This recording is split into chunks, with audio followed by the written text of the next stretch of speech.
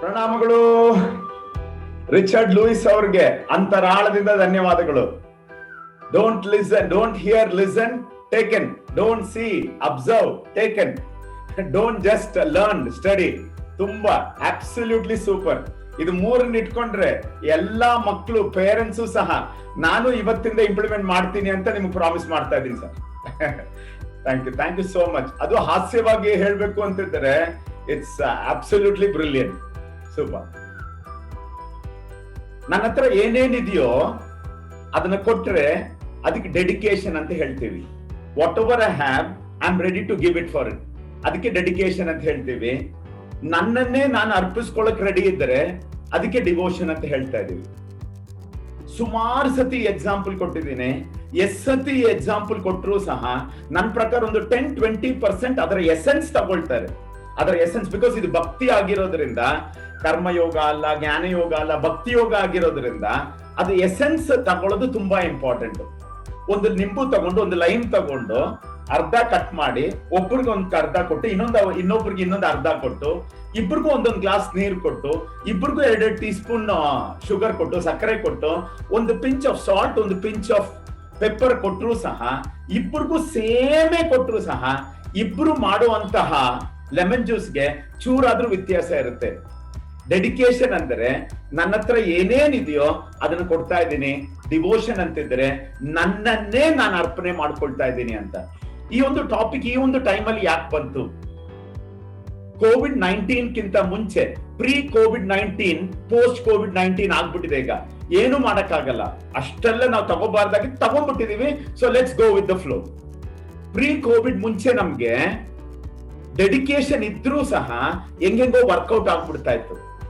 ಈಗ we have to be devoted. ಯಾವುದೇ ಒಂದು ಕೆಲಸ ತಗೊಂಡ್ರು ಅದನ್ನ 100% ಫೋಕಸ್ ಮಾಡ್ಬಿಟ್ಟು ನಮ್ಗೆ ಶ್ರದ್ಧೆಯಿಂದ ಮಾಡಕ್ಕಾದ್ರೆ ಮಾತ್ರ ನಮ್ಗೆ ಆ 5% ಅಲ್ಲಿ ಬರಕ್ಕಾಗತ್ತೆ, ಅಥವಾ 3% ಅಲ್ಲಿ ಬರಕ್ಕಾಗತ್ತೆ. ಈ ಮೂರು ಹೇಳಿರೋದು, ರಿಚರ್ಡ್ ಲೂಯಿಸ್ ಅವ್ರು ಹೇಳಿರೋದು, ಆ ಮೂರು ಇದ್ದರೆ ಮಾತ್ರ ನಮ್ಗೆ ಡಿವೋಷನ್ ಇದೆ ಅಂತ ಅರ್ಥ. ಇಲ್ಲದೆ ಇದ್ದರೆ ಡೆಡಿಕೇಶನ್ ಇದೆ. ಪ್ರೀ ಕೋವಿಡ್ ಟೈಮ್ ಅಲ್ಲಿ ಅದು ಸಾಕಾಗ್ತಾ ಇತ್ತು.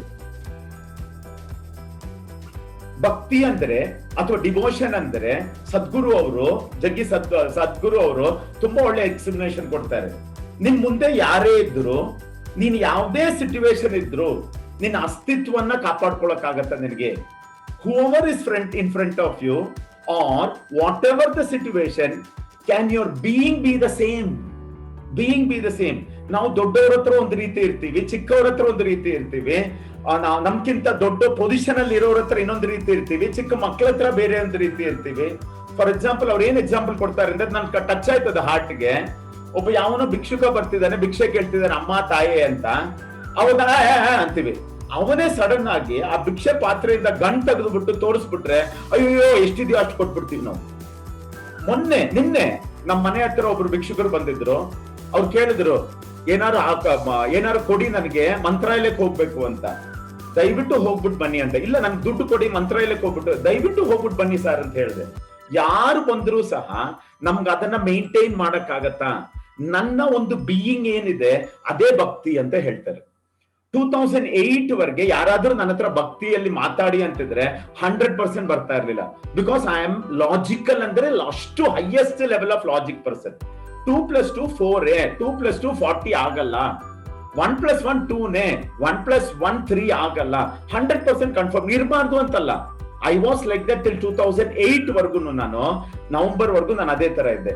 ಯಾವಾಗ ನಾನು ಮಹತ್ತರವಾದ ಒಂದು ಪ್ರೋಗ್ರಾಮ್ ಅಟೆಂಡ್ ಮಾಡಿದ್ನೋ, ನವೆಂಬರ್ 21 ಇಂದ 28 ವರೆಗೆ ಒಂದು ಸೊತ್ತು, ಒಂದೇ ಒಂದು ಡ್ರಾಪ್ ಸ್ಪಿರಿಚುವಾಲಿಟಿ ನಾನು ಒಳಗೆ ಹೋಗಿದೆ ಅನ್ಸುತ್ತೆ.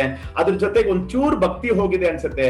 ಅವಾಗ್ಲಿಂದ ನಾನು ಚೂರಾಗಿ ಲಾಜಿಕ್ ಎಲ್ಲಿ ಮುಗಿಯತ್ತೋ ಅಲ್ಲೇ ಮ್ಯಾಜಿಕ್ ಸ್ಟಾರ್ಟ್ ಆಗೋದು ಅಂತ ನನ್ಗೆ ಅರ್ಥ ಆಗಕ್ ಶುರುವಾಯ್ತು. ಅರ್ಜುನನ್ ತರ ಬರ್ಬೋದು ನಾವು. ಅರ್ಜುನ ಹೆಂಗೆ ಕೃಷ್ಣನ ಹತ್ರ ಸರೆಂಡರ್ ಆದ್ರೋ ಆ ತರ ಜ್ಞಾನಯೋಗ ರೂಟಲ್ಲೂ ಬರ್ಬೋದು. ಅಥವಾ ಹನುಮಂತ ಯಾವ ರೀತಿ ತಗೊಂಡ್ರೋ ರಾಮನನ್ನ ಆ ರೂಟಲ್ಲೂ ಬರ್ಬೋದು. ಯಾವ್ದು ಮಿಸ್ಟೇಕ್ ಅಲ್ಲ. ಫಿಸಿಕಲ್ ಕರ್ಮಯೋಗ ಅಂತಿದ್ರೆ ಫಿಸಿಕಲ್ ಲೆವೆಲ್ ಅಲ್ಲಿ ಇರ್ತೀವಿ. ನಮ್ದೆಲ್ಲ 5 ಪರ್ಸನಾಲಿಟಿ ಇದೆ ಅಂತ ತಗೊಂಡ್ರೆ ಬೇಸಿಕ್ ಲೆವೆಲ್ ಬಂದ್ಬಿಟ್ಟು ನಮ್ದು ಫಿಸಿಕಲ್ ಲೆವೆಲ್ ಇರುತ್ತೆ. ಆ ಫಿಸಿಕಲ್ ಲೆವೆಲ್ ಅಲ್ಲಿ ನಾವು ಏನ್ ತಗೊಳ್ತೀವಿ ಅಂತಿದ್ದಾರೆ, ಬೇಸಿಕ್ ಲೆವೆಲ್ ಕರ್ಮಯೋಗ ಮಾಡ್ತಾ ಇರ್ತೀವಿ, ಕೆಲಸ ಮಾಡ್ತಾ ಇರ್ತೀವಿ, ತಪ್ಪು ಅಂತಲ್ಲ. ನೆಕ್ಸ್ಟ್ ಮೆಂಟಲ್ ಮತ್ತು ಇಂಟೆಲೆಕ್ಚುಯಲ್ ಲೆವೆಲ್ ಅಂತ ತಗೊಂಡ್ರೆ ನಾವು ಜ್ಞಾನ ಯೋಗಕ್ಕೆ ಎಂಟ್ರಿ ಆಗ್ತೀವಿ. ಕ್ವೆಶ್ಚನ್ಸ್ ಕೇಳಿ ಅದಕ್ಕೆ ಆನ್ಸರ್ ಪಡ್ಕೊಂಡು ಅದು ಅರ್ಜುನನ್ ಕೈಂಡ್ ಆಫ್ ಭಕ್ತಿ ಕೃಷ್ಣನ್ ತೋರಿಸಿದ್ದು. ಆ ಭಕ್ತಿ ಎಲ್ಲಿ ತನಕ ಇತ್ತು, ಮೋಸ್ಟ್ ಕನ್ಫ್ಯೂಸ್ಡ್ ಲೆವೆಲ್ಗೆ ಹೋಗ್ಬಿಟ್ಟು ಕುರುಕ್ಷೇತ್ರ ಯುದ್ಧ ಗೆದ್ದಾದ್ಮೇಲೆ ಮತ್ತೆ ಅವನನ್ನ ಬಿಡೋ ಲೆವೆಲ್ಗಿತ್ತು, ಕೃಷ್ಣನನ್ನ ತ್ಯಾಗ ಮಾಡೋ ಲೆವೆಲ್ಗಿತ್ತು. ಅದಾದ್ಮೇಲೆ ಅವ್ರು ಯಾರೋ ನಾನ್ಯಾರೋ ಕೃಷ್ಣನ್ ಬಿಟ್ಬಿಟ್ರು. ಆದ್ರೆ ಫಸ್ಟ್ ಇಂದ ಲಾಸ್ಟ್ ವರೆಗೆ ಹನುಮಂತನ್ಗೆ ರಾಮನ್ ಮೇಲೆ ಇದ್ದಿದ್ದು ಬಂದ್ಬಿಟ್ಟು emotional connect, physical, mental, intellectual, 4ನೇ ಪರ್ಸನಾಲಿಟಿ ನಾವು ಕಲ್ತಿರೋದು ಬಂದ್ಬಿಟ್ಟು ಇಮೋಷನಲ್ ಲೆವೆಲ್. ನಮಗೆ ಇದು ಬೇಡ ಅಂತಲ್ಲ, ಈ ಲೆವೆಲ್ ದಾಟ್ಕೊಂಡು ಇಲ್ಲಿ ತನಕ ನಮಗ್ ಬರಕ್ ಆಗತ್ತಾ, ಅವಾಗ ನಮಗೆ ಮ್ಯಾಜಿಕ್ ಆಗಕ್ಕೆ ಶುರು ಆಗತ್ತೆ. ಅನ್ಡಿವೈಡೆಡ್ ಅಟೆನ್ಷನ್ ಕೊಡಕ್ಕಾದ್ರೆ ಅದೇ ಡಿವೋಷನ್ ಅಂತ ಹೇಳ್ತಿದ್ದಾರೆ. ಅನ್ಡಿವೈಡೆಡ್ ಅನ್ನೋದಕ್ಕಿಂತ, ಅನ್ಡಿವೈಡೆಡ್ ಅಂತಿದ್ರೆ ಅದರಲ್ಲಿ ಒಂದು ನೆಗೆಟಿವ್ ವಾಕ್ಯ ಇದೆ, ಅದಕ್ಕಿಂತ ನಾವು ಈ ತರ ತಗೋಬಹುದಾ ಅಂತ ನೋಡಿ. ಅಬ್ಸಲ್ಯೂಟ್ ಫೋಕಸ್ ಇಡಕ್ಕಾಗತ್ತಾ, ನಮ್ಗೆ ಅಬ್ಸಲ್ಯೂಟ್ ಅಟೆನ್ಷನ್ ಇಡಕ್ಕಾಗತ್ತಾ? ಕಾಫಿ ಕುಡಿಬೇಕಾದ್ರೆ ಅದ್ರ ಮೇಲೆ ಮಾತ್ರ ಕಾನ್ಸಂಟ್ರೇಟ್ ಮಾಡಕ್ಕಾಗತ್ತಾ? ಹಲ್ಲುಚ್ಕೋಬೇಕಾದ್ರೆ ಅದ್ರ ಮೇಲೆ ಸ್ಕಿಲ್ ಬೇಕು, ಇಲ್ಲ ಅಂತಲ್ಲ, ಪ್ರಾಕ್ಟೀಸ್ ಬೇಕು. ಅಟ್ ಲೀಸ್ಟ್ 7th February 2021 ಇಂದ ನಾವು ಸ್ಟಾರ್ಟ್ ಮಾಡಕ್ಕಾಗತ್ತಾ ಅಂತ. ಯಾಕೆ ಅಂತಿದ್ರೆ ಎಲ್ಲಿ ಅಬ್ಸಲ್ಯೂಟ್ ಅಟೆನ್ಷನ್ ಇದೆಯೋ ಅಲ್ಲಿ ಮಾತ್ರ ಡಿವೋಷನ್ ಅಥವಾ ಭಕ್ತಿ ಬರೋ ಚಾನ್ಸ್ ಇದೆ ಅಂತ ಹೇಳ್ತಿದ್ದಾರೆ. ಯಾವುದೇ ಒಂದು ಕೆಲಸ, ತಿನ್ನೋದಿರ್ಬೋದು, ಅಥವಾ ನೀರು ಕುಡಿಯೋದಿರ್ಬೋದು, ಸ್ನಾನ ಮಾಡೋದಿರ್ಬೋದು, ಕುಕಿಂಗ್ ಮಾಡೋದಿರ್ಬೋದು, ಆಟ ಆಡೋದಿರ್ಬೋದು, ಓದೋದಿರ್ಬೋದು, ಇಟ್ ಮೀನ್ಸ್ ಈಗ ಇನ್ಫಾರ್ಮೇಶನ್ ಏಜ್ ಅಲ್ಲಿ ಏನಾಗ್ಬಿಟ್ಟಿದೆ ಅಂತಿದ್ರೆ ಎಲ್ಲರೂ ಪ್ರತಿಯೊಬ್ಬರು ಸಹ ಮಲ್ಟಿ ಟಾಸ್ಕಿಂಗ್ ಮಾಡುವಂತದ್ದು ಆಗ್ಬಿಟ್ಟಿದ್ದಾರೆ. ಮಲ್ಟಿ ಟಾಸ್ಕಿಂಗ್ ಅಲ್ಲಿ ಮಾಡೋ ಸಿಚುವೇಶನ್ ನಮ್ಮನ್ನ ತಂದು ನಿಲ್ಸ್ಕೊಂಡ್ಬಿಟ್ಟಿದೀವಿ.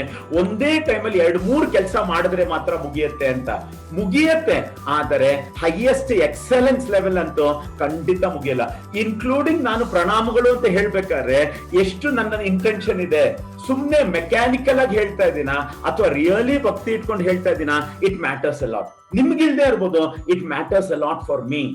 ಸೊ ಇವತ್ತಿಂದ ನಾವ್ ಏನ್ ಕೆಲಸ ಮಾಡ್ತಿದೀವೋ ಅದರಲ್ಲಿ ಅಬ್ಸಲ್ಯೂಟ್ ಫೋಕಸ್ ಇಡಕ್ಕಾದ್ರೆ, ಅಬ್ಸಲ್ಯೂಟ್ ಅಟೆನ್ಷನ್ ಇಡಕ್ಕಾದ್ರೆ ಅದನ್ನ ನಾವು ಭಕ್ತಿ ಅಂತ ಕರಿಬಹುದು.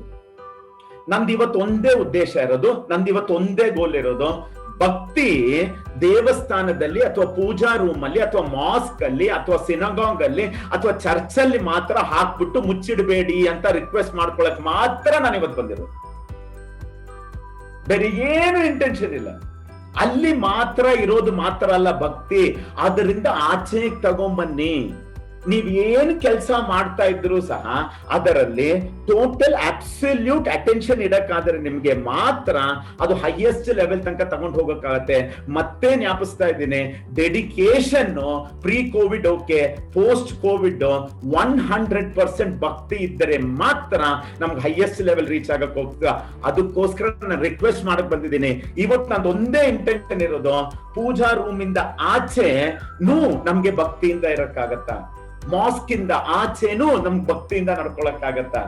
ಬಿಕಾಸ್ ನಾವು ಯಾವುದೇ ಒಂದು ಕೆಲಸ ಮಾಡಿದ್ರು, ಸಿಂಗಿಂಗ್ ಇರ್ಬೋದು, ಡ್ಯಾನ್ಸಿಂಗ್ ಇರ್ಬೋದು, ಊಟ ಮಾಡೋದಿರ್ಬೋದು, ಊಟ ಬಡಿಸೋದಿರ್ಬೋದು, ಪ್ರತಿಯೊಂದರಲ್ಲಿ ಇವತ್ತು 9 ಗಂಟೆಯಿಂದ ಆ ಅವೇರ್ನೆಸ್ ಇಂದ ಶುರು ಮಾಡಿದ್ದೆ ಆದ್ರೆ ಅದು ನೆಕ್ಸ್ಟ್ 3 weeks ಅಲ್ಲಿ, ನೆಕ್ಸ್ಟ್ 48 days ಅಲ್ಲಿ ಅದು ನಮ್ಗೆ ಪ್ರಾಕ್ಟೀಸ್ ಆಗಬೇಕು. ಭಕ್ತಿಯಿಂದ ಮಾಡುವಂಥದ್ದು. ಯಾರು ನನ್ ಮುಂದೆ ಇದ್ರು, ಯಾವ ಸಿಚುವೇಶನ್ ನನ್ ಮುಂದೆ ಇದ್ರು ಸಹ ಎಲ್ರ ಜೊತೆ ನನ್ನ ಬೀಯಿಂಗ್, ನನ್ನ ರಕ್ತ, ನನ್ನ ಆ ಒಂದು ಶ್ವಾಸದಲ್ಲೇನೆ ಆ ಭಕ್ತಿ ಒಂದು ತಗೊಂಡ್ಬರಕ್ಕಾಗತ್ತ ಅಂತ. That is the only intention ನಂದು. ಬಿಕಾಸ್ ಎಷ್ಟೋ ಜನ ಶಾಪಿಂಗ್ ಮಾಲ್ ಅಲ್ಲಿ ಇರ್ತಾರೆ, ಭಕ್ತಿಯಿಂದ ಶಾಪಿಂಗ್ ಮಾಡ್ತಿರ್ತಾರೆ. ಎಷ್ಟೋ ಜನ ದೇವಸ್ಥಾನಕ್ಕೆ ಹೋಗ್ತಿರ್ತಾರೆ, ಆದ್ರೆ ಅವ್ರ ಅಟೆನ್ಷನ್ ಬೇರೆ ಎಲ್ಲೋ ಇರುತ್ತೆ. ಅಂದರೆ ಶಾಪಿಂಗ್ ಮಾಲ್ ಅಲ್ಲೂ ಯಾವಾಗ ನಾವು ಅಟೆಂಟಿವ್ ಆಗಿ ಅಬ್ಸಲ್ಯೂಟ್ ಅಟೆನ್ಷನ್ ಇಂದ ನಾವು ಶಾಪಿಂಗ್ ಮಾಡ್ತಾ ಇದೀವೋ ದಟ್ ಇಸ್ ಆಲ್ಸೋ ಭಕ್ತಿ ಅಂತ ಹೇಳ್ತಾ ಇದ್ದೀನಿ ನಾನು. ಇವತ್ತಿಂದ ನಮ್ಮ ಲ್ಯಾಂಗ್ವೇಜಿಂಗ್ ಚೇಂಜ್ ಮಾಡಕ್ ಆಗತ್ತಾ ಅಂತ ನೋಡ. ಚೆನ್ನಾಗಿ ಬ್ಯಾಟಿಂಗ್ ಮಾಡ್ದ ಅಂತ ಹೇಳೋ ಬದಲು ಭಕ್ತಿಯಿಂದ ಬ್ಯಾಟಿಂಗ್ ಮಾಡಿದ್ರೆ ಮಾತ್ರ ಚೆನ್ನಾಗಿ ಅಂತ ಬರೋದು.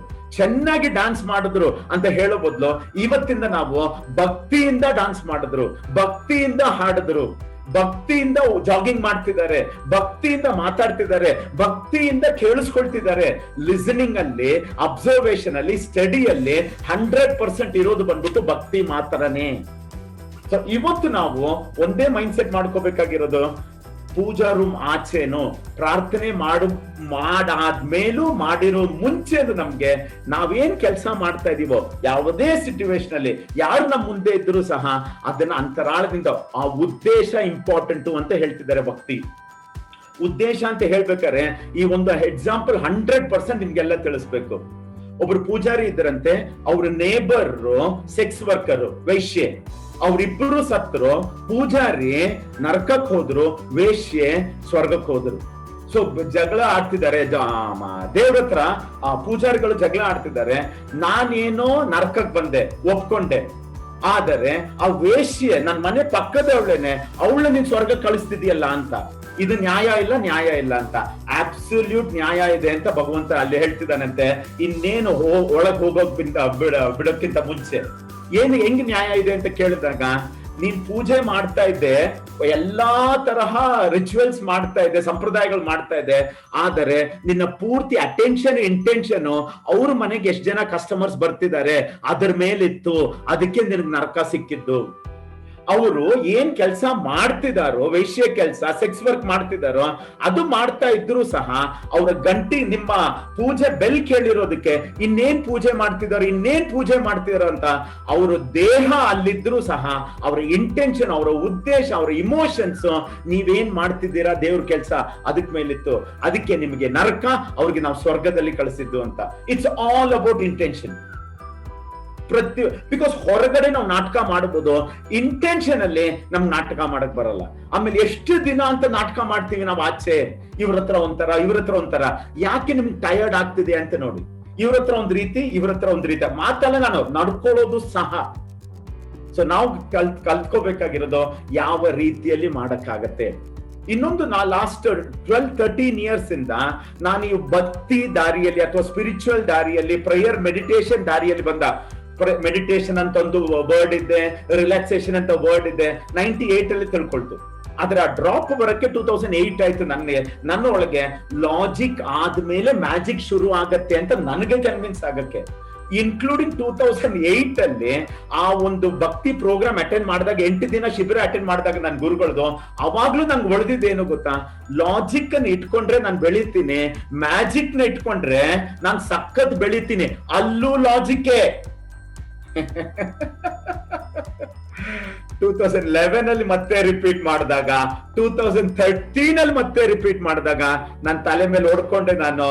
ಮತ್ತೆ ಲಾಜಿಕ್ ಗೋಸ್ಕರನೇನಾ? ಮತ್ತೆ ಎಲ್ಲೋಯ್ತು ನಿನ್ ಸರೆಂಡ್ರು? ಇನ್ನೆಷ್ಟು ಬೆಳೆಯಕ್ಕಾಗತ್ತೆ?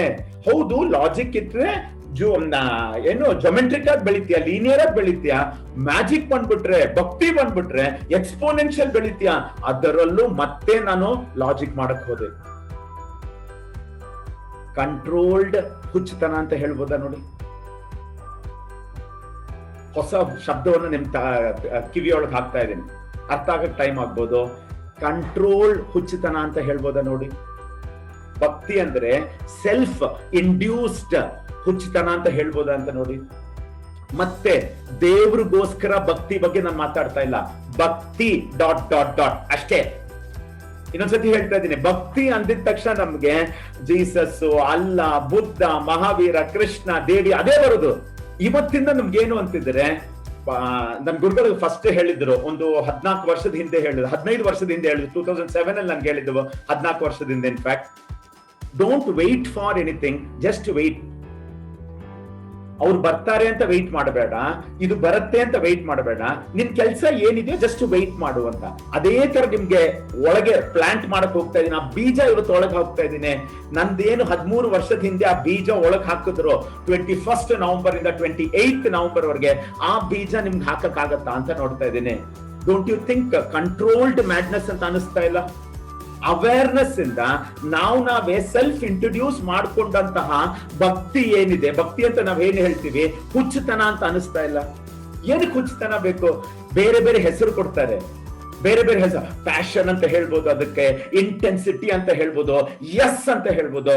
ಆದ್ರೆ ನೀವು ಕರೆಕ್ಟ್ ಆಗಿ ದೊಡ್ಡ ಸ್ಕ್ರೀನ್ ಅಲ್ಲಿ ನೋಡಿದಾಗ ನಿಮ್ಗೆ ಗೊತ್ತಾಗತ್ತೆ ಕಂಟ್ರೋಲ್ಡ್ ಮ್ಯಾಡ್ನೆಸ್ ಅಂತ ಗೊತ್ತಾಗತ್ತೆ. ಇನ್ನೊಂದು ವಿಷಯ, ಕಂಟ್ರೋಲ್ ಇಲ್ದೇ ಇರೋ ಮ್ಯಾಡ್ನೆಸ್ ಇದ್ರೆ ಅವ್ರು ಹುಚ್ಚರು ಅಂತ ಕರಿತೀವಿ. ಕಂಟ್ರೋಲ್ ಇಲ್ಲ ಅವ್ರಿಗೆ, ಮ್ಯಾಡ್ನೆಸ್ ಇರುತ್ತೆ. ಯಾವಾಗ ಸತ್ತೋಗ್ತಾರೆ, ಯಾವಾಗ ನೇಣ್ ಹಾಕೊಳ್ತಾರೆ, ಯಾವಾಗ ಸೂಸೈಡ್ ಮಾಡ್ತಾರೆ, ಯಾವಾಗ ಮೆಂಟಲ್ ಹಾಸ್ಪಿಟಲ್ ಆಗ್ತಾರೋ ಗೊತ್ತಿಲ್ಲ. ಆಮೇಲೆ ಯಾರಿಗ್ ಮ್ಯಾಡ್ನೆಸ್ ಇಲ್ವೋ ಅವ್ರ ಜೊತೆ ಬದುಕಕ್ಕೂ ಆಗಲ್ಲ. ಒಳ್ಳೆ ಕಲ್ ತರ ಇರ್ತಾರೆ, ಭೂಮಿ ಮೇಲೆ ಬರ್ತಾರೆ, ಹುಟ್ಟಿದ್ದಾರೆ, ಸ್ಕೂಲ್ಗೆ ಹೋಗ್ತಾರೆ, ಕಾಲೇಜ್ಗೆ ಹೋಗ್ತಾರೆ, ಮದುವೆ ಮಾಡ್ಕೊಳ್ತಾರೆ, ಮಕ್ಳಾಗ್ತಾರೆ, ಏನೋ ಒಂದು ಮಾಡ್ಕೊಂಡು ಹಂಗೆ ಹೋಗ್ಬಿಡ್ತಾರೆ. 97% ಜನ ಪ್ರಪಂಚದಲ್ಲಿ ತುಂಬಾ ಮ್ಯಾಡ್ ಆದರೂ ಕಂಟ್ರೋಲ್ ಸಿಗಲ್ಲ. ಏನು ಚೂರಾದ್ರೂ ಮ್ಯಾಡ್ನೆಸ್ ಇಲ್ಲದೆ ಹೋದರೆ ಈ ಭೂಮಿ ಮೇಲೆ ಸ್ವಾರಸ್ಯನೇ ಇರಲ್ಲ. ಬೆಳಗ್ಗೆ ಅಲಾರಂ ಹೊಡೆದಿದ ತಕ್ಷಣ ಅದೊಂದೇ ಬೆಂಚ್ ಮಾರ್ಕ್ ಇರೋದು ನನ್ಗೆ. ಬೆಳಗ್ಗೆ ಅಲಾರಂ ಹೊಡೆದಿದ ತಕ್ಷಣ ಎದ್ದೊಳಕ್ ಆಗ್ತಾ ಇದೆಯಾ, ನಂದು ಅದೊಂದೇ ಬೆಂಚ್ ಮಾರ್ಕ್ ಇರೋದು. ಅಲಾರಂ ಹೊಡೆದ ಮೇಲೂ ಸ್ನೂಸ್ ಮಾಡ್ತಾ ಇದೀವಿ ಅಂತಿದ್ರೆ ನಿಮ್ಮಲ್ಲಿ ಆ ಕಂಟ್ರೋಲ್ ಹುಚ್ಚುತನ ಇಲ್ಲ ಅಂತ ಅರ್ಥ. ಆ ಕಂಟ್ರೋಲ್ಡ್ ಹುಚ್ಚುತನ ಬಂದಿರೇನೆ ನಿಮ್ಗೆ ಅಲಾರಂ ಮುಂಚೆ ಎದ್ದೊಳಕ್ಕಾಗೋದು, ಅಟ್ಲೀಸ್ಟ್ ಅಲಾರಂ ಹೊಡೆದಿದ ತಕ್ಷಣ ಎದ್ದೊಳಕ್ಕಾಗೋದು. ನಾನು ಪ್ರಾಕ್ಟಿಕಲ್ ವಿಷಯ ಮಾತಾಡ್ತಾ ಇದ್ದೀನಿ, ದೇವ್ರ ಬಗ್ಗೆ ಭಕ್ತಿ ಬಗ್ಗೆ ಮಾತಾಡ್ತಾ ಇಲ್ಲ. ಪರ್ಸನಲ್ ಕೆಲಸದಲ್ಲೂ ಸಹ, ಪ್ರೊಫೆಷನಲ್ ಕೆಲಸದಲ್ಲೂ ಸಹ ಪ್ರತಿಯೊಂದಕ್ಕೂ ಒಂದು ಚೂರು ಕಂಟ್ರೋಲ್ ಇಂದ ಮುಂದಕ್ಕೆ ಹೋಗಕ್ಕಾಗತ್ತಾ? ಸುಮಾರು ವರ್ಷದಿಂದ 1950s 1960s ಅಲ್ಲಿ ಕೆನಿ ರಾಬರ್ಟ್ಸ್ ಅಂತ ಒಬ್ರು ಇದ್ರು. ಗ್ರ್ಯಾಂಡ್ ಪ್ರಿ, ಈಗ ಫಾರ್ಮುಲಾ 1 ಕಾರ್ ಎಲ್ಲ ಇದೆಯಲ್ಲ, ಅವಾಗಿಂದ ಇವಾಗ್ಲೂ ಇದೆ. 2 wheeler bike 300cc 400cc 500cc, ನಮ್ದೆಲ್ಲ 100cc 150cc ಎಲ್ಲ ಇರುತ್ತೆ. 500cc 1000cc ಎಲ್ಲ ಓಡಿಸ್ತಾರೆ. 5 ವರ್ಷ ಕಂಟಿನ್ಯೂಸ್ ಆಗಿ ಅವರು ಗ್ರ್ಯಾಂಡ್ ಪ್ರಿ ಗೆದ್ರು. ಅವ್ರ ಹತ್ರ ಪ್ರೆಸ್ ರಿಪೋರ್ಟ್ ಕೇಳ್ತಿದ್ದಾರೆ, ಕೆನಿ ರಾಬರ್ಟ್ಸ್ ಹತ್ರ ಎಲ್ರಿಗೂ ಸೇಮ್ ಮಿಷಿನ್, BMW ಮರ್ಸಿಡೀಸ್ ದೇನೆ, ಇವ್ರದೇನೆ, ಎಲ್ಲ ಮಿಷಿನ್ಸ್ ಸೇಮೆ. ಎಲ್ರು ವರ್ಷ ಇಡೀ ಪ್ರಾಕ್ಟೀಸ್ ಮಾಡ್ತಾರೆ, 5 ವರ್ಷ ಕಂಟಿನ್ಯೂಸ್ ಆಗಿ ಗೆಲ್ಲಕ್ಕೆ ನಿಮ್ಮ ಸೀಕ್ರೆಟ್ ಏನು ಅಂತ ಅವ್ರು ಅವತ್ತು ಸೀಕ್ರೆಟ್ ಹೇಳಿದ್ರು. 5 years ಗೆದ್ದ ಮೇಲೆ ಕೆನಿ ರಾಬರ್ಟ್ಸ್ ಅವ್ರು ಹೇಳಿರೋದು ಕಂಟ್ರೋಲ್ಡ್ ಮ್ಯಾಡ್ನೆಸ್. ಸೊ ನನಗೆ ನಾನೇ ಅಂತ, ಬಿಕಾಸ್ ಗೆದ್ದಿರೋದು 1/100th of a second. ನಾನು ಅದೇ ಯೋಚನೆ ಮಾಡಿದೆ, ಹುಸೇನ್ ಬೋಲ್ಟ್ಗೂ ಇದೆಯಲ್ಲಪ್ಪ, ಸಚಿನ್ ತೆಂಡೂಲ್ಕರ್ ವಿರಾಟ್ ಕೊಹ್ಲಿ ಬ್ಯಾಟಿಂಗ್ ಮಾಡ್ಬೇಕಾದ್ರೆ ಇದೆಯಲ್ಲಪ್ಪ, PV ಸಿಂಧು ಆಡ್ಬೇಕಾದ್ರೆ ವರ್ಲ್ಡ್ ಚಾಂಪಿಯನ್ ಗೆಲ್ಬೇಕಾದ್ರೆ ಇದು ಇದೆಯಲ್ಲಪ್ಪ, ಬ್ರಿಸ್ಬೇನ್ ಅಲ್ಲಿ ಗೆಲ್ಬೇಕಾದ್ರೆ ರಿಷಬ್ ಪಂತ್ ಎಷ್ಟು ಸ್ಲೋ ಆಗಿ ಆಡಿದ್ರು, ಅದಾದ್ಮೇಲೆ ಕಂಟ್ರೋಲ್ ಮಾಡ್ಬಿಟ್ಟು ಹೊಡಿಯೋಕ್ ಶುರು ಮಾಡಿದ್ರು, ಈ ಹುಚ್ಚುತನ ಇದೆಯಲ್ಲಪ್ಪ. ಯಾವತ್ತು ನೀವು ಕಂಟ್ರೋಲ್ಡ್ ಹುಚ್ಚುತನ ಕಿಳಿತೀರೋ ಯಾವ್ದು ನಿಮ್ಗೆ ಕಾಂಪಿಟಿಷನ್ ಯಾರು ಅಂತ ಗೊತ್ತಾಗಲ್ಲ. ಇನ್ಕ್ಲೂಡಿಂಗ್ ಈಗ ನೀವು ಕೇಳಿಸ್ಕೋಬೇಕಾದ್ರೆ ಕಂಟ್ರೋಲ್ಡ್ ಹುಚ್ಚುತನಕ್ಕೆ ಹೋಗಕ್ಕಾಗತ್ತಾ? ಬಿಕಾಸ್ ಇದು ಮಾತಾಡಿದ್ಮೇಲೆ ನಾನು ಪ್ರಾಕ್ಟಿಕಲ್ಸ್ ಆಗಿ ಆ ಭಕ್ತಿ ಲೆವೆಲ್ ಸ್ಟೇಟ್ ಆಫ್ ಮೈಂಡ್ ಕರ್ಕೊಂಡು ಹೋಗಕ್ ಇದ್ದೀನಿ. ನಾನೀಗ ಮಾತಾಡ್ಬೇಕಾದ್ರೆ ಕಂಟ್ರೋಲ್ ತಪ್ಪು ಬಿಡಕ್ಕಾಗತ್ತಾ ನನಗೆ? ಭಕ್ತಿ ಮಾತಾಡ್ತಾ ಕಂಟ್ರೋಲ್ಡ್ ಆ ಮ್ಯಾಡ್ನೆಸ್ ಲೆವೆಲ್ಗೆ ಬರಕ್ಕಾಗತ್ತಾ? It's possible. ಇನ್ನೊಂದು ವಿಷಯ, ಈ ಕಂಟ್ರೋಲ್ ಮ್ಯಾಡ್ನೆಸ್ ಬಗ್ಗೆ ಮಾತಾಡ್ಬೇಕಾದ್ರೆ ಇದು ಎಲ್ರಿಗೂ ಹೇಳ್ಬೇಕು. ನಾನ್ ಹೇಳಿದ್ರೇನೆ ನೆಕ್ಸ್ಟ್ ಪಾಯಿಂಟ್ ಹೇಳಿದ್ರೇನೆ ನಿಮ್ಗೆ ಅರ್ಥ ಆಗುತ್ತೆ, ಇಲ್ಲಾಂದ್ರೆ ಅರ್ಥ ಆಗಲ್ಲ. ಇದಕ್ಕೆ ಕಂಟ್ರೋಲ್ಡ್ ಮ್ಯಾಡ್ನೆಸ್ಗೆ ಸ್ಕಿಲ್ ಬೇಕು. ಬೈಕ್ ಓಡ್ಸಕ್ಕೆ ನನ್ಗೆ ಗೊತ್ತೇ ಇಲ್ಲ, ಬೈಕೇ ಓಡ್ಸಕ್ಕೆ. ಆದ್ರೆ ಬಾಲ ಅವ್ರು ಹೇಳಿದ್ದಾರೆ ಕಂಟ್ರೋಲ್ಡ್ ಮ್ಯಾಡ್ನೆಸ್ ಇರಬೇಕು, ಭಕ್ತಿ ಅದೇ ಅಂತ ಓಡ್ಸಕ್ ಹೋಗ್ತಾ ಇದ್ದೀನಿ. ಸ್ಕಿಲ್ ಇರಬೇಕು ಅದರ ಹಿಂದೆ. ಹಲೋ, ಕಾರ್ ಓಡಿಸ್ತಾ ಇದ್ದೀನಿ, ಸ್ಕಿಲ್ ಇರಬೇಕು. ಫುಟ್ಬಾಲ್ ಆಡ್ತಾ ಇದ್ದೀನಿ, ಸ್ಕಿಲ್ ಇರಬೇಕು. ಹುಸೇನ್ ಬೋಲ್ಟ್ ತರ ಓಡ್ತಾ ಇದ್ದೀನಿ, ನನ್ ಕಂಟ್ರೋಲ್ಡ್ ಮ್ಯಾಡ್ನೆಸ್ ಇದೆ ಅಂತ ಓಡ್ಬಿಟ್ರೆ ಉಳಿದ್ ಬಿಡುತ್ತೆ. ಅಯ್ಯೋ, ಲಾಸ್ಟ್ ಅಲ್ಲ, ಫಿನಿಶೇ ಮಾಡಕ್ಕಾಗಲ್ಲ, 100 meters ಓಡಕ್ಕಾಗಲ್ಲ ನಮ್ಗೆ. ಆ ಸ್ಕಿಲ್ ನೇನೆ ನಮ್ ಸಂಸ್ಕೃತದಲ್ಲಿ, ನಮ್ಮ ಸಂಪ್ರದಾಯದಲ್ಲಿ ಸಾಧನ ಅಂತ ಹೇಳ್ತಾರೆ. ಈ ಸಾಧನೆ ಮಾಡಕ್ಕೆ ನಮ್ಗೆ ಸಾಧನೆ ಇದೆಯಲ್ಲ, ಹೊಡಿಬೋದು ಕವಿತಾ, ಜೋರಾಗಿ ಹೊಡಿಬೋದು, ಮಕ್ಳು ಚಪ್ಪಾಳೆ ತಟ್ತಾ ಇದ್ರು, ಸೂಪರ್. ಸಾಧನೆ ಇದೆಯಲ್ಲ, ಅದಕ್ಕೆ ಟೈಮ್ ತಗೊಳುತ್ತೆ. ಸಾಧನೆ ಹೆಂಗ್ ಬರುತ್ತೆ? ಜ್ಞಾನಯೋಗದಿಂದ, ಕರ್ಮಯೋಗದಿಂದಾನೇ ಬರೋದು. ಜ್ಞಾನಯೋಗದಿಂದ ಅದಕ್ಕೆ ಬೇಕಾಗಿರೋ ನಾಲೆಡ್ಜ್ ಸಿಗತ್ತೆ, ಕರ್ಮಯೋಗದಿಂದ ಅದಕ್ಕೆ ಬೇಕಾಗಿರೋ ಆಕ್ಷನ್ ಸ್ಕಿಲ್ ಸಿಗತ್ತೆ, ಆಮೇಲೆ ಅದಕ್ಕೆ ಬೇಕಾಗಿರೋ ಇಮೋಷನ್ಸ್ ಇದೆಯಲ್ಲ. ಬಿಕಾಸ್ ಜ್ಞಾನಯೋಗದ್ದು ಮತ್ತೆ ಕರ್ಮಯೋಗದ್ದು ಬ್ಯಾಕಿಂಗ್ ಇರುತ್ತಲ್ಲ, ಕ್ಲಾರಿಟಿ ಇದ್ದರೆ ಮಾತ್ರ ನಮ್ಗೆ ಆ ಸ್ಕಿಲ್ ಡೆವಲಪ್ಮೆಂಟ್ ಮಾಡ್ಕೊಳಕ್ಕಾಗತ್ತೆ. ಇಲ್ದೇ ಇದ್ದರೆ ಪ್ರತಿಯೊಂದರಲ್ಲೂ ಕಂಟ್ರೋಲ್ ಮಿಸ್ ಮಾಡ್ತೀನಿ ಅಂತಿದ್ರೆ ನೀವು ಗೆಲ್ಲೋದು ಇಲ್ಲ, ಆ ಎಕ್ಸಲೆನ್ಸ್ ಲೆವೆಲ್ ತಲುಪಕ್ಕೂ ಆಗಲ್ಲ. ಆ ಸ್ಕಿಲ್ ಬೇಕು. ಡ್ಯಾನ್ಸಿಂಗ್ಗೆ ಕಂಟ್ರೋಲ್ ತಪ್ಪಿಟ್ಟು ಡ್ಯಾನ್ಸ್ ಮಾಡ್ತೀನಿ, ಸ್ಕಿಲ್ ಇದೆಯಾ? ಹಾಡ್ತೀನಿ ನಾನು ಅಂತ, ಸ್ಕಿಲ್ ಇದೆಯಾ? ಸೈಕ್ಲಿಂಗ್ ಹಿಂಗ ಮಾಡ್ತೀನಿ, ಹಂಗ್ ಮಾಡ್ತೀನಿ, ಫಾಸ್ಟ್ ಆಗಿ ಹೋಗ್ತೀನಿ, ಪಲ್ಟಿ ಹೊಡಿತೀನಿ, ಸ್ಲೋ ಆಗಿ ಹೋಗ್ತೀನಿ, ಸ್ಕಿಲ್ ಇದೆಯಾ? ಲೈಫಲ್ಲೂ ಭಕ್ತಿಗೆ ಬರೋಕ್ಕಿಂತ ಮುಂಚೆ ಎಷ್ಟು ಸಾಧನೆ ಮಾಡಿದ್ದೀರಾ?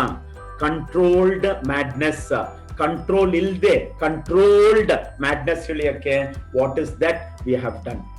ಬಿಕಾಸ್ ಭಕ್ತಿ ಲೆವೆಲ್ಗೆ ನಿಮಗೆ ಇಂಟೆಲೆಕ್ಚುಯಲ್ ಅಷ್ಟು ಬುದ್ಧಿವಂತರಾಗಿರ್ಬೇಕಾಗಿಲ್ಲ.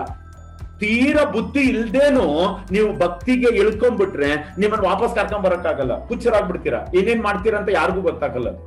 ಎಷ್ಟೋ ಜನ ಅನ್ಕೊಂಡಿದ್ದಾರೆ, ಎಷ್ಟೋ ಜನ ಆಚೆ ಇದಾರಲ್ಲ ಸಂತರ ಡ್ರೆಸ್ ಹಾಕೊಂಡು ಅಥವಾ ಸ್ವಾಮಿಗಳು ಅಂತ ಇವರು ಅಂತ ಅವರು ಅಂತ, ಅವರೆಲ್ಲ ಹೇಳಕ್ಕಾಗಲ್ಲ.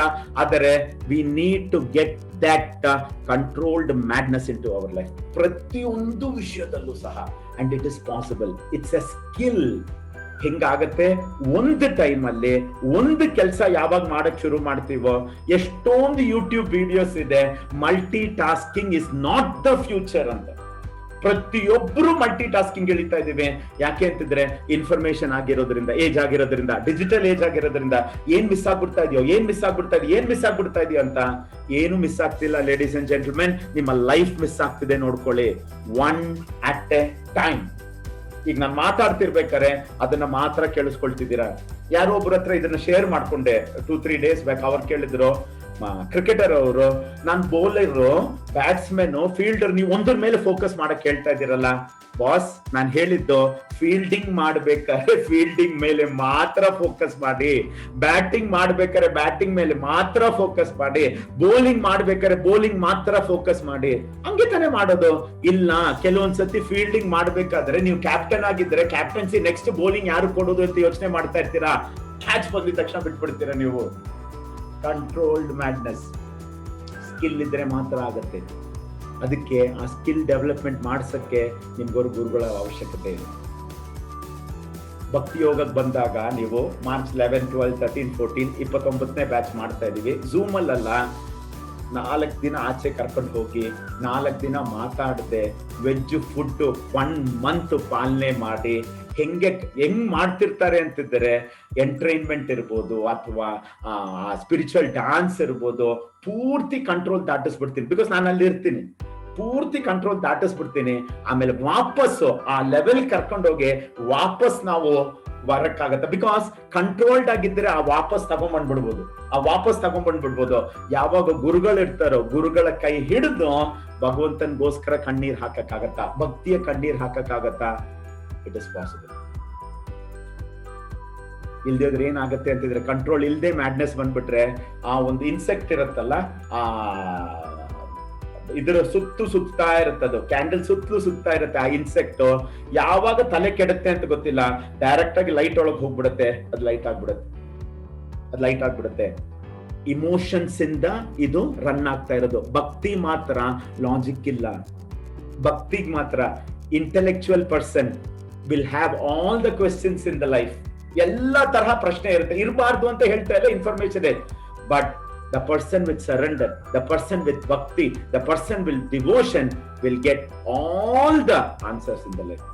Intellectually ನೀವ್ ಏನ್ ಕಂಡಿಡಿಯಕ್ಕೆ 10 ವರ್ಷ ತಗೊಳ್ತೀರೋ, ಭಕ್ತಿಯಲ್ಲಿ 1 ಸೆಕೆಂಡ್ ಅಲ್ಲಿ ಕ್ಲಿಕ್ ಆಗುತ್ತೆ. ಐ ರಿಪೀಟ್, ಇಂಟೆಲೆಕ್ಟ್ ಇರಬಾರ್ದು ಅಂತಲ್ಲ, ಅದೇ ದಾರಿಯಲ್ಲೇ ನಾನು ಬಂದಿರೋದು.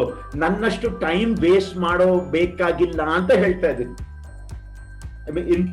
ಈಗ ಇನ್ನು ಮುಂದಕ್ಕೆ ಹೋಗ್ತಾ ಇನ್ನಷ್ಟು ಇಂಟೆಲೆಕ್ಚುವಲ್, ಇನ್ನಷ್ಟು ಫಿಸಿಕಲ್, ಇನ್ನಷ್ಟು ಆಗ್ತಾ ಇದೆ.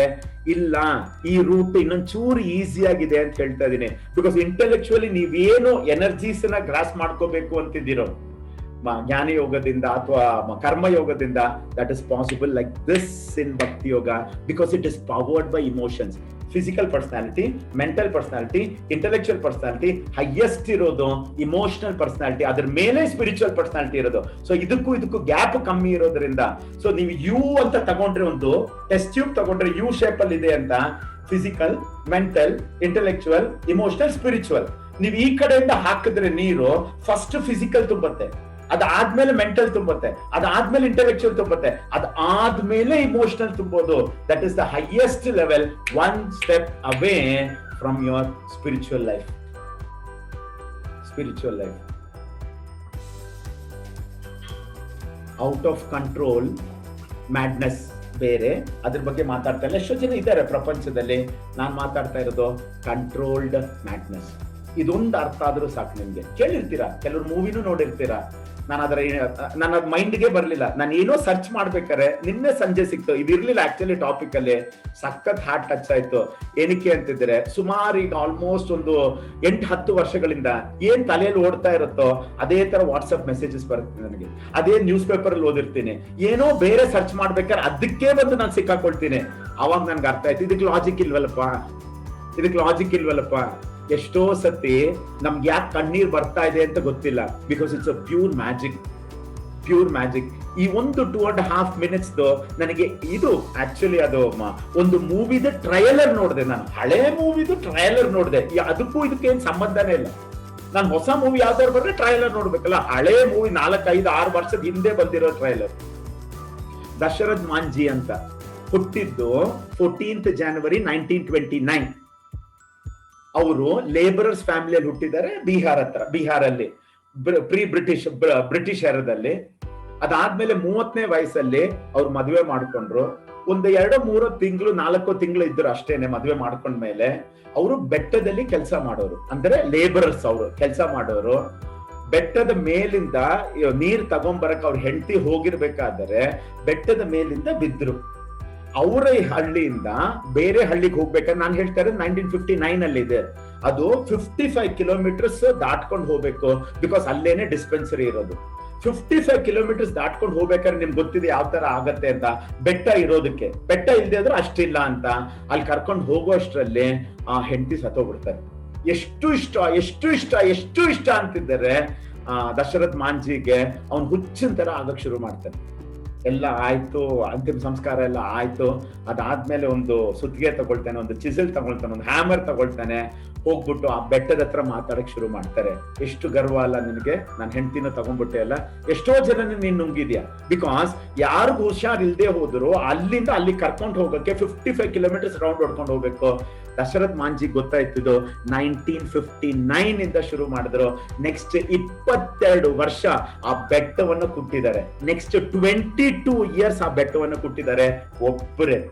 ಎಷ್ಟು 110 meters ಬೆಟ್ಟ, 30 feet ಇಲ್ಲಿಂದ 9 feet ಎಲ್ಲ ಸೇರ್ಸಿದ್ರೆ 22 ವರ್ಷ. ಅದು ಫಸ್ಟ್ ಕುಟ್ಟೋಕ್ಕಿಂತ ಮುಂಚೆ ನನ್ಗೆ ಗೊತ್ತು ನೀನ್ ಎಷ್ಟು ಸ್ಟ್ರಾಂಗ್ ಆಗಿದೆಯಾ ಅಂತ. ನಿನಕ್ಕಿಂತ ಒಂಚೂರು ಸ್ಟ್ರಾಂಗ್. ಬಿಕಾಸ್ ನಿನಗ್ ಬೆಳೆಯಕ್ಕಾಗಲ್ಲ ಬೆಟ್ಟ, ನಾನ್ ಮಾನಸಿಕವಾಗಿ ಬೆಳಿತೀನಿ ಅಂತ. ರೆಡಿ ಆಗ್ಬಿಡು. ನನ್ ಕೇಳಿಸ್ತಾ ಇದ್ದೆ ನೀನ್ ರೆಡಿ ಇದೆಯಾ ಅಂತ. ಚಾಲೆಂಜ್ಗೆ ಸ್ಟಾರ್ಟ್ ಮಾಡೋಣ ಅಂತ ಹೊಡಿಯಕ್ ಶುರು ಮಾಡ್ತಾರೆ. 22 years ಅದು ಶುರು ಮಾಡ್ಬೇಕಾದ್ರೆ ಎಲ್ರು ಹುಚ್ಚರು ಅಂತ ಹೇಳ್ತಾರೆ. ಅವಾಗ ನನ್ ಜ್ಞಾಪಕ ಬಂದಿದ್ದು, ಕರೆಕ್ಟ್ ಅಲ್ವಾ? Controlled madness. ಯಾರ್ಯಾರು ಇವತ್ತು ಲೈಫಲ್ಲಿ ಗೆದ್ದಿದ್ದಾರೆ ಅಂತ ನೋಡಿ, it's just because of that controlled madness. Because last ಅಲ್ಲಿ ಎಲ್ಲ ಈಕ್ವಲ್ ಇದೆ, everything equal. Knowledge, skill, attitude, everything equal ಇದೆ. ಯಾರು ಗೆದ್ದಿದ್ದಾರೆ ಅಂತ ನೋಡಿದ್ರೆ ಲಾಸ್ಟ್ ಅಲ್ಲಿ ನೀವು ಗಮನಿಸ್ಬೇಕು. ಅವ್ರು ಹೇಳಿದ್ರು, ರಿಚರ್ಡ್ ಲೂಯಿಸ್ ಅವರು, ನೀವು ಅಬ್ಸರ್ವ್ ಮಾಡಿದ್ರೆ ಮಾತ್ರ ಗೊತ್ತಾಗತ್ತೆ. ಅವ್ರು ಹೇಳಿದ್ರು ಆಕ್ಟರ್ ಮಾತ್ರ ಅಂತ. ಆಸ್ ಎ ಟ್ರೈನರ್ ನಾನು ಎಷ್ಟು ಅಬ್ಸರ್ವ್ ಮಾಡ್ಬೇಕು ಅಂತಿದ್ರೆ, ನಾನು ಹಿಂಗ್ ನಡ್ಕೊಳ್ತಾ ಇದ್ದೀನಿ, ನನ್ ಮುಂದೆ ಜನ ಹಿಂಗ್ ನಡ್ಕೊಳ್ತಿದ್ದಾರೆ ಅಂತ. ಈಗ ಬಿಡಿ ನನ್ ಕಾಣಿಸಲ್ಲ, ಬಿಕಾಸ್ ಕ್ಯಾಮ್ರಾ ನೋಡ್ಕೊಂಡು ಮಾತಾಡ್ಬೇಕು. ಇನ್ಕ್ಲೂಡಿಂಗ್ ಈ ಲೆವೆಲ್ ಬರಕ್ಕೆ ಸಾವಿರಾರು ಪ್ರೋಗ್ರಾಮ್ಸ್ ಮಾಡಿರೋದಕ್ಕೆ ಜನ ಹೆಂಗ್ ರೆಸ್ಪಾಂಡ್ ಮಾಡ್ತಿದ್ದಾರೆ, ಹೆಂಗ್ ರಿಯಾಕ್ಟ್ ಮಾಡ್ತಿದ್ದಾರೆ, ಹೆಂಗ್ ತಗೊಳ್ತಾ ಇದ್ದಾರೆ, ಎಷ್ಟು ಪರ್ಸೆಂಟೇಜ್ ಅರ್ಥ ಆಗ್ತಾ ಇದೆ. ನಾನ್ ಬರೀ ಕಂಟ್ರೋಲ್ಡ್ ಮ್ಯಾಡ್ನೆಸ್ ಅಂತ ಮಾತ್ರ ಹೇಳ್ಬಿಟ್ಟು ಬಿಟ್ಬಿಟ್ರೆ ಜನ ಸ್ಕಿಲ್ ಬೆಳೆಸ್ಕೊಳ್ದೆ ಹೋದರೆ ಎಲ್ಲೆಲ್ಲೋ ದಾರಿ ತಪ್ಪಿಡ್ತಾರೆ, ಅಥವಾ ಬೇರೆ ಯಾರ್ಯಾರೋ ದಾರಿ ತಪ್ಪಿಸ್ಬಿಡ್ತಾರೆ ನಮ್ಮ ಜನರನ್ನ ಅಂತ. ಅದನ್ನು ಮಾತ್ರ ಅಬ್ಸರ್ವ್ ಮಾಡಿದ್ರೆ ಮಾತ್ರ ಬರುತ್ತೆ. 2006 ಅಲ್ಲಿ ಅವ್ರಿಗೆ ಪದ್ಮಶ್ರೀ ಕೊಟ್ಟರು. 2000 ಸೋಷಿಯಲ್ ಸರ್ವಿಸ್ಗೆ. ನೀವು ಕೇಳ್ಬೋದು ಸೋಷಿಯಲ್ ಸರ್ವಿಸ್ಗೆ ಏನಕ್ಕೆ ಅಂತ. ಅವರು ಬೆಟ್ಟ ಹೊಡೆದ್ರಲ್ಲಪ್ಪ 22 ವರ್ಷಗಳು, ಅದರಲ್ಲಿ ಅವರು ಪ್ರತಿದಿನ ಹೊಡಿಬೇಕಾರೆ ಅವರು ಶಾನ್ದಾರ್, ಜಬರ್ದಸ್ತ್, ಜಿಂದಾಬಾದ್ ಅಂತ ಹೊಡಿತಾ ಇದ್ರು. Mad, is absolutely mad. ಬೆಟ್ಟ ಹೊಡಿತಾರಪ್ಪ, 110 meters ಬೆಟ್ಟ ಹೊಡಿತಾರಪ್ಪ ಯಾರಾದ್ರು. 22 ವರ್ಷ. ಎಲ್ಲಿಂದ ಈ ಸ್ಟ್ರೆಂತ್ ಬಂತು ಅಂತ ಕೇಳಿದ್ರು ಪ್ರೆಸ್ ರಿಪೋರ್ಟರ್. ಮಾಂಜಿ ಹತ್ರ ಹೊಡೆದಾದ್ಮೇಲೆ 10-15 ವರ್ಷ ಆದ್ಮೇಲೆ ಜನ ಅವ್ರಿಗೆ ಊಟ ಕೊಡಕ್ ಶುರು ಮಾಡಿದ್ದು. ಏನೋ ಮಾಡ್ತಿದ್ದಾನೆ ಅಂತ. First 15, can you even believe? ಬೆಳಗ್ಗೆಯಿಂದ ರಾತ್ರಿವರೆಗೂ ಹೊಡೆದಿದೆ ಅಂತ. 55 kilometers ಸುತ್ಕೊಂಡು ಹೋಗ್ಬೇಕಾಗಿರೋ ಹಳ್ಳಿ ಜನ ಅಲ್ಲ. ಇವಾಗ ಬರೀ 15 kilometers ಆ ಬೆಟ್ಟದಿಂದ ಹೋಗ್ತಿದ್ದಾರೆ. ಈಗ ರೋಡ್ ಬಂದಿದೆ 2009 ಅಲ್ಲಿ. 2006 ಅಲ್ಲಿ ಅವ್ರು ಪದ್ಮಶ್ರೀ ಕೊಟ್ರು. 2007 ಅಲ್ಲಿ ಅಪ್ಪ ತೀರ್ಕೊಂಡ್ರು. It's only possible if you have that kind of controlled madness. ಒಂದು ನಿಮಿಷ ಎಲ್ಲ ಎದ್ದು ನಿಂತ್ಕೊಳ್ಳಿ. Can you please stand up? Just ಒಂದು ನಿಮಿಷ ಕಣ್ಣು ಮುಚ್ಕೊಳ್ಳಿ. ಪ್ರಾಕ್ಟಿಕಲ್ ಮಾಡಿಸ್ತೀನಿ.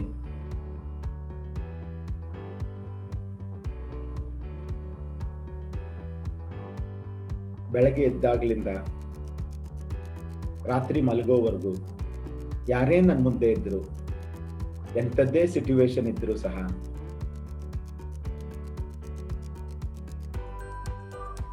ಒಂಚೂರು ಎಕ್ಸ್ಟ್ರಾ ಹಾಕಕ್ಕಾಗತ್ತ? ಬಿಕಾಸ್ ಗೆಲ್ಲೋದು ಸೋಲೋದು ನಿಮ್ಗೂ ಗೊತ್ತಿದೆ. ಕುದುರೆ ರೇಸ್ ಇರ್ಬೋದು, ಟ್ರಕ್ ರೇಸ್ ಇರ್ಬೋದು, ಓಡೋ ರೇಸ್ ಇರ್ಬೋದು,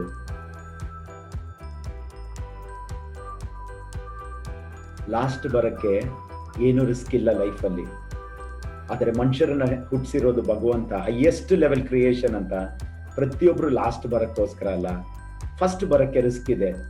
ಆದರೆ ಇವತ್ತು ನಾನು ನಿಮ್ಗೊಂದು ಐಡಿಯಾ ಕೊಟ್ಟಿದ್ದೀನಿ. ಸ್ಕಿಲ್ ಡೆವಲಪ್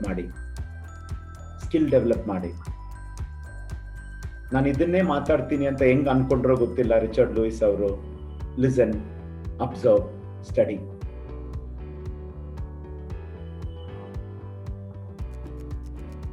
ಪ್ರತಿಯೊಂದು ವಿಷಯದಲ್ಲೂ ಟೈಮ್ ತಗೊಳ್ಳಿ. ನಾನು ಹೇಳಿದ್ನಲ್ಲ, ಈ ಟಾಪಿಕ್ ಮಾತಾಡಕ್ಕೇನೆ ನನ್ಗೆ ಎಷ್ಟು ವರ್ಷ ಆಗಿದೆ ನೋಡಿ. ಒಂದು ತೊಟ್ಟು ಬಿದ್ದಿರೋದು ನನಗೆ 2008 ಅಲ್ಲಿ. ನಾನು ಸ್ಪಿರಿಚುವಲ್ ಪ್ರೋಗ್ರಾಮ್ ಶುರು ಮಾಡಿದ್ದು 2011 ಅಲ್ಲಿ. 3 ವರ್ಷ ತಗೊಂಡಿದ್ದೀನಿ ಲಾಜಿಕ್ ಇಂದ ಮ್ಯಾಜಿಕ್ ಬರಕ್ಕೆ, ಆ ಸ್ಕಿಲ್ ಅನ್ನು ಡೆವಲಪ್ ಮಾಡ್ಕೊಳ್ಳಕ್ಕೆ.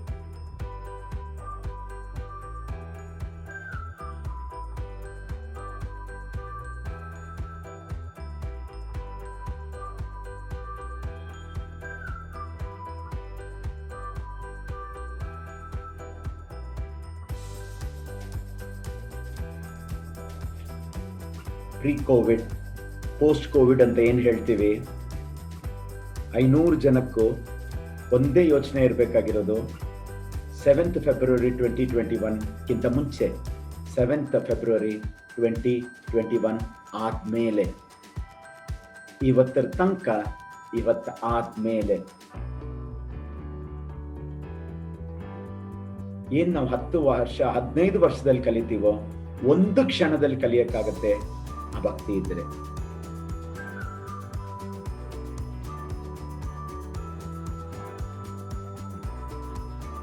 ಏನ್ ಉದ್ದೇಶ ಇದೆ ನಮ್ಗೆ?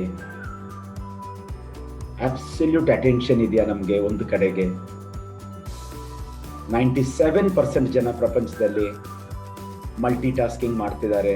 ನಾವು ಆ 3% ಅಲ್ಲಿ ಬರಕ್ಕಾಗತ್ತ? ಆ ಕ್ಷಣದಲ್ಲಿ, ಆ ನಿಮಿಷದಲ್ಲಿ ಅವತ್ತು ಅದೇ ಕೆಲಸ ಮಾಡೋದು.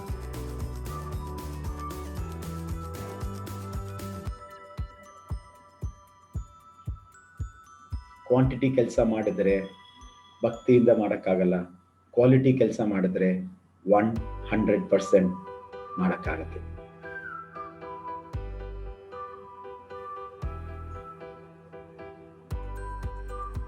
ಕಣ್ಣಂತೆಗೆ ಎಚ್ಚರಗೊಳ್ಳೋಣ. Slowly and steadily. Please open your eyes and become awake.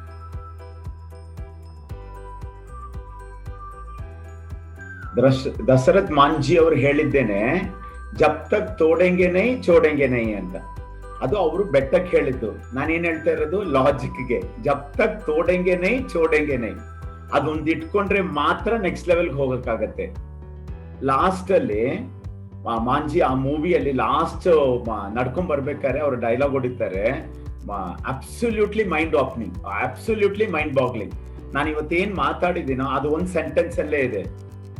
ದೇವ್ರನ್ನ ನಂಬ್ಕೊಂಡು ಸುಮ್ನೆ ಕೂತ್ಕೋಬೇಡಿ. ನಿಮ್ಗೇನ್ ಗೊತ್ತು, ಅವನು ನಮ್ಮನ್ನ ನಂಬ್ಕೊಂಡು ಕೂತಿದ್ದಾನೇನೋ ಅಲ್ಲಿ ಸುಮ್ನೆ. ದೇವ್ರನ್ನ ನಂಬ್ಕೊಂಡು ಸುಮ್ನೆ ಕೂತ್ಕೋಬೇಡಿ, ದೇವ್ರನ್ನ ನಂಬ್ಕೊಂಡು ಕೆಲಸ ಮಾಡಿ, ಎದ್ದೊಳಿ ಕೆಲಸ ಮಾಡಿ ಅಂತ ಹೇಳ್ತಿದ್ದಾರೆ ದಶರಥ್ ಮಾಂಜಿ.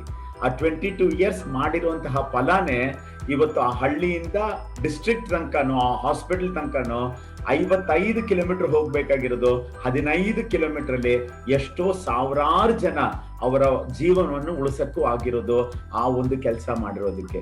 ಸೊ 2 ವಿಷಯಗಳು ನಮ್ಗೆ ಇಂಪಾರ್ಟೆಂಟ್. ಲಾಜಿಕ್ ಅನ್ನ ಮುರಿಯೋ ತನಕ ನಾವು ಲಾಜಿಕ್ ಅನ್ನೇ ಟಾರ್ಗೆಟ್ ಮಾಡ್ತಾ ಇರ್ತೀವಿ. ಅದಾದ್ಮೇಲೆ ಸುಮ್ನೆ ದೇವ್ರನ್ನ ಬಿಲೀಫ್ ಇಟ್ಕೊಂಡು ಕೂತಿರೆ ಸಾಲದು, ದೇವ್ರ ಮೇಲೆ ಬಿಲೀಫ್ ಇಟ್ಕೊಂಡು ಮುಂದಕ್ಕೆ ಕೆಲಸ ಮಾಡಕ್ ಶುರು ಮಾಡೋಣ.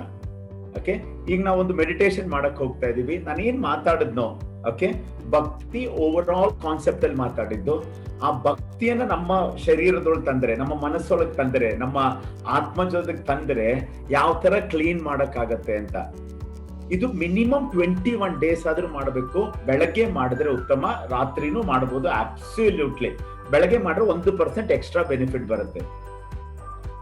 ಸೂರ್ಯ ನಮಸ್ಕಾರ ಮಾಡ್ತಿರೋ, ವಾಕಿಂಗ್ ಮಾಡ್ತಿರೋ, ಅದಾದ್ಮೇಲೆ ಪ್ರಾಣಾಯಾಮ ಮಾಡ್ತಿರೋ, ಅದಾದ್ಮೇಲೆ ಮಾಡುವಂಥದ್ದು ಇದು ಭಕ್ತಿ ಯೋಗ. ಭಕ್ತಿ ಯೋಗ ಮೆಡಿಟೇಷನ್ ನಾವು ಮಾಡ್ಸಕ್ ಹೋಗ್ತಾ ಇದೀವಿ. ಇದಕ್ಕೊಂದು ಇದಿದೆ, ಇದರ ಹಿಂದೆ ಚೂರು ಥಿಯರಿ ಇದೆ. ಜನ ಬೇಕಿದ್ರು ಬೇಡದೇ ಇದ್ರು ನಮ್ಮ ಶರೀರದೊಳಗೆ ಅಥವಾ ಮನಸ್ಸೊಳಗೆ ಅವರು ನೆಗೆಟಿವ್ಸ್ ಅನ್ನ ತುಂಬಿಸ್ತಾ ಇದ್ದಾರೆ. ಅದು ರಾಂಗ್ ಸ್ಟೇಟ್ಮೆಂಟ್. ಆಕ್ಚುಲಿ ನಾವು ಗೊತ್ತಿದ್ದು ಗೊತ್ತಿಲ್ಲದೆ ಜನರ ಹತ್ರದಿಂದ ನಾವು ನೆಗೆಟಿವ್ಸ್ ಅನ್ನ, ವೈಬ್ರೇಷನ್ಸ್ ಅನ್ನ ತಗೊಳ್ತಾ ಇರ್ತೀವಿ.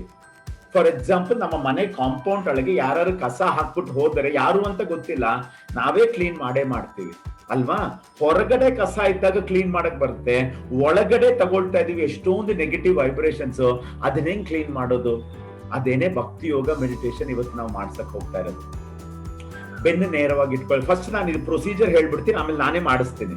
ಓಕೆ, 20 minutes ನಾನೇ ಮಾಡಿಸ್ತೀನಿ. ಸ್ವಲ್ಪ ಶ್ರದ್ಧೆಯಿಂದ ಮಾಡ್ಬೇಕಿದೆ. ಬಿಕಾಸ್ ಇವತ್ತು ನೀವ್ ಹೆಂಗ್ ಮಾಡ್ತೀರೋ ಅದೇ ತರ ನೆಕ್ಸ್ಟ್ 20 days ಮಾಡ್ತೀರಿ ನೀವು.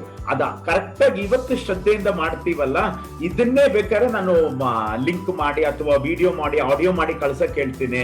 ನೆಕ್ಸ್ಟ್ 21 days ಅನ್ನು ಇದನ್ನ ನಾವು ಮಾಡಕ್ಕಾಗತ್ತಾ? ಎಷ್ಟ್ ಜನಕ್ಕೆ ಮಾಡಕ್ಕಾಗತ್ತೆ? 2 ಕೈ ತೋರಿಸಿ, ಎದ್ದು ತೋರಿಸಿ. 21 days ಮಾರ್ನಿಂಗ್ ಮಾಡ್ಬೋದು, ಆಫ್ಟರ್ನೂನ್ ಮಾಡ್ಬೋದು, ಈವ್ನಿಂಗ್ ಮಾಡ್ಬೋದು, ನೈಟ್ ಮಾಡ್ಬೋದು. ಸಡನ್ ಆಗಿ ಗೊತ್ತಾಯ್ತು ರಾತ್ರಿ ಮಾಡದೆ ಮಲ್ಕೊಂಡ್ಬಿಟ್ಟಿದ್ದೀರಾ ಅಂತ, ಅರ್ಧ ರಾತ್ರಿ ಎದ್ದು ಮಾಡ್ಬೋದು. ಎಷ್ಟು ಜನ ಮಾಡ್ತೀರಾ? ದಯವಿಟ್ಟು ಇದು ಮಾಡಬೇಕು. ಬೇಕಾದ್ರೆ ನನ್ನ ವಾಯ್ಸ್ ಅಲ್ಲೇ ಮ್ಯೂಸಿಕ್ ಜೊತೆಗೆ ಪ್ಲಸ್ ಆ ಮಂತ್ರದ ಜೊತೆಗೆ ಇದು ಬೇಕಾದ್ರೆ ಸಪರೇಟ್ ಆಗಿ ನಾನು ಎಡಿಟ್ ಮಾಡಿ ನಾಳೆ ನಾಡಿದ್ದಷ್ಟೊತ್ತಿಗೆ ಕಳ್ಸಕ್ ಹೇಳ್ತೀನಿ, ಲಿಂಕ್ ಕಳ್ಸಕ್ ಹೇಳ್ತೀನಿ. 21 days ಮಾಡಬೇಕು. ವಿನಯ್ ಹೇಳಿದ್ದು ಅದೇನೆ, implementation. Idea to implementation. Because ಇದುವರೆಗೂ ನಾನು ಲಾಜಿಕ್ ಮಾತಾಡಿದ್ದೇನೆ ನೋಡಿ. ಹೆಂಗ್ ಹೇಳೋದು, ನನ್ನ ಕರ್ಮ ನೋಡಿ ಹೆಂಗಿದೆ ಅಂತ. ಮ್ಯಾಜಿಕ್ ಲಾಜಿಕಲ್ ಎಕ್ಸ್ಪ್ಲೈನ್ ಮಾಡುವಂತಹ ಗತಿ, ಹೈಯರ್ ಲೋಯರ್ ಇಂದ ಎಕ್ಸ್ಪ್ಲೈನ್ ಮಾಡುವಂತಹ ಗತಿ. ಇಲ್ಲದಿದ್ರೆ ನಮ್ಗೆ ಆ ಸ್ಟೆಬಿಲಿಟಿ ಬರಲ್ವಲ್ಲ. ಇಂಟೆಲೆಕ್ಟ್ ಗೆ ಗೊತ್ತಾಗಿದೆ, ಈಗ ಕ್ಲಾರಿಟಿ ಸಿಕ್ಕಿದೆ. ಈಗ ಇಂಟೆಲೆಕ್ಟ್ ಇಂದ ಹೆಂಗೆ ನಮ್ಗೆ ಇಮೋಷನ್ಸ್ ಗೆ ಜಂಪ್ ಮಾಡಕ್ಕಾಗತ್ತೆ. ಅದೇನೆ ಈ ಭಕ್ತಿ ಯೋಗ ಮೆಡಿಟೇಷನ್ ನಾವು ಮಾಡಕ್ ಹೋಗ್ತಾ ಇರೋದು. ಯಾರು ಬೇಕಾದ್ರೂ ಮಾಡ್ಬೋದು, ಇದು ಯಾರು ಬೇಕಾದ್ರೂ ಮಾಡ್ಬೋದು. ಹುಟ್ಟಿರೋ ಮಗುವಿಂದ ಎಷ್ಟೋ ಪ್ರಾಣಾಯಾಮಗಳು ಇದು ಅವ್ರು ಮಾಡಬಾರ್ದು, ಅವ್ರು ಮಾಡಬಾರ್ದು.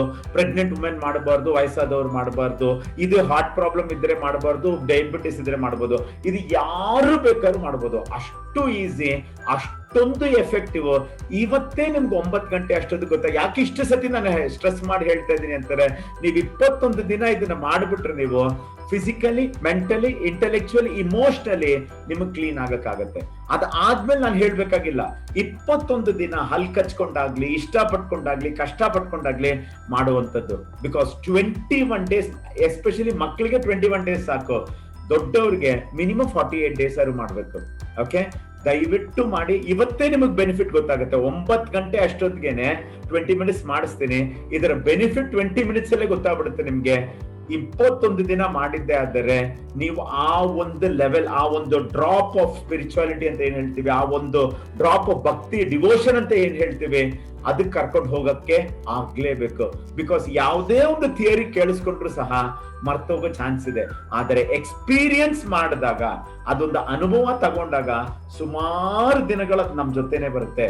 ಕಂಟಿನ್ಯೂ ಮಾಡಿಬಿಟ್ರೆ ಲೈಫ್ ಲಾಂಗ್ ನಿಮ್ಗೆ ಗೊತ್ತಾಗುತ್ತೆ.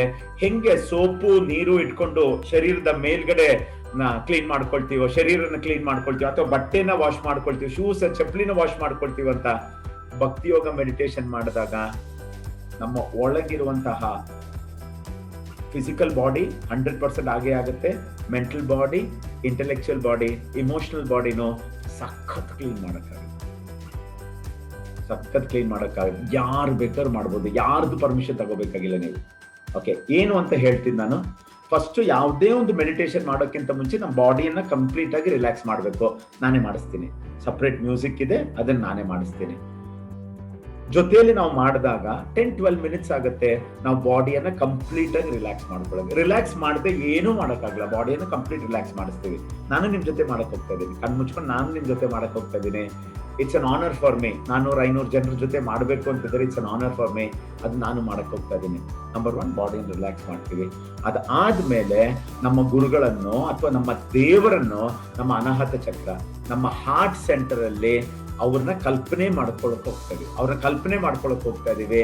ಯಾವ ರೂಪದಲ್ಲಿ? ಮೇ ಬಿ ಆ ಕಾಸ್ಮಿಕ್ ಎನರ್ಜಿಯನ್ನ ನಿಮ್ಗೆ ಯಾವ ದೇವರು ಬೇಕಾದ್ರೂ, ಅಥವಾ ದೇವರಿಲ್ಲ, ಯಾವ್ದ್ರ ಮೇಲೆ ನಿಮ್ಗೆ ನಂಬಿಕೆ ಇದೆ, ಯಾವ್ದ್ರ ಮೇಲೆ ನಂಬಿಕೆ ಇದೆಯೋ, ದೇವ್ರು ಇರ್ಬೋದು, ದಿನರು ಇರ್ಬೋದು, ದೊಡ್ಡವ್ರು ಇರ್ಬೋದು, ತಾಯಿ ತಂದೆ ಇರ್ಬೋದು, ಗುರುಗಳಿರ್ಬೋದು, ಎನಿಬಡಿ. ಸೊ ದೇವರು ಗುರುಗಳು ಇಟ್ಕೊಂಡ್ರೆ ಒಳ್ಳೇದು. ಯಾಕೆ ಅಂತಿದ್ರೆ ಹಾರ್ಟ್ ಅಲ್ಲಿ ಆ ಲೈಟ್ ರೂಪದಲ್ಲಿ ಅವರು ಅನಾಹತ ಚಕ್ರದಲ್ಲಿ ಇದ್ದಾರೆ ಅಂತ ವಿಜುವಲೈಸ್ ಮಾಡ್ಕೊಳ್ಳಿ. ಇದೆಲ್ಲ ಕಣ್ಮುಚ್ಕೊಂಡೆ ಮಾಡ್ತೀವಿ, ನಾವು ಹೇಳ್ತೀನಿ, ಕಣ್ಮುಚ್ಕೊಳ್ಳೆ ಮಾಡ್ತೀವಿ. ಅಲ್ಲಿಂದ ಕಂಟಿನ್ಯೂಸ್ ಆಗಿ ಆ ಕಾಸ್ಮಿಕ್ ಎನರ್ಜಿ ಏನಿದೆ ಲೈಟ್ ಮೂಲಕ, ಅದು ವಿಜುವಲೈಸ್ ಮಾಡ್ಕೊಳಕ್ ಈಸಿ.